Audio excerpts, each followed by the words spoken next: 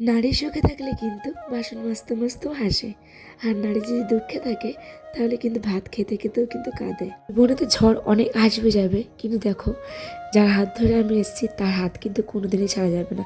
তার হাতটা আমাকে খুব শক্ত করে ধরতে হবে। তো সে তো বাইরেটা সামলায়, আমি কিন্তু ঘরটা সামলাই। আর আমি চেষ্টা করি যেন ওর বাড়িটুকু সামলাতে হয়, আদারওয়াইজ যা আছে সবটা কিন্তু আমি একা হাতে সামলাতে খুবই ভালোবাসি। আমি কিন্তু ভালোবেসে আমার সংসারে কাজ করি, অনেক যত্ন নিয়ে অনেক কাজ করি।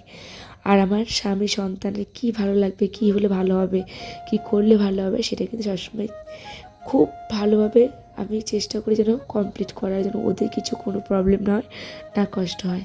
যেরকম আমার স্বামী বাইরে খাটে, চিন্তা করে আমার মেয়ের জন্য কোনো জিনিসের অভাব না হয়, সেরকম আমারও ইচ্ছা হয় আমার এই সন্তান আর আমার স্বামীটার যেন কোনো মানে যত্ন কোনো কোনো কিছুতে ঘাটতি না হয়।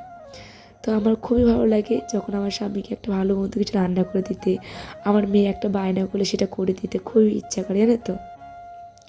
দেখো সকাল থেকে তো সংসারের কাজ করতে হবে, কিন্তু সেটাকে ঘুরিয়ে ফিরিয়ে একটু করি, তাহলে আমার মনটাও ভালো লাগবে। পার ডে একঘেয়েমি কাজ করতে ভালো লাগে না। তো একটু চেঞ্জ করে করে করে একটু কাজগুলি করি, তাই আমার সংসারের কাজগুলি করতেও আমার একটু ইন্টারেস্ট লাগবে। যাই হোক, অনেকদিন পর তোমাদের সাথে মিনি ব্লগ শেয়ার করছি। অবশ্যই কিন্তু কমেন্ট করে জানিও। আর হ্যাঁ, ভিডিওগুলি কেমন হচ্ছে অবশ্যই সেটাও কিন্তু কমেন্ট করে জানিও। এই যে মেয়েকে হাজবেন্ড পড়তে দিতে যাচ্ছে, সকালবেলা বাসি কাজ বা সেরে রান্নাবান্না সেরে, এই যে আজকে বৃহস্পতিবার, এটা গত বৃহস্পতিবারের ভিডিও। তো গত বৃহস্পতিবারের ভিডিও আজকে অনেকদিন পর শেয়ার করছি। অনেক কটা দিন হয়ে গেছে তোমাদের সাথে কোনো ভিডিও শেয়ার করি না, শুধু ফাঁকিবাজি করে যাচ্ছি।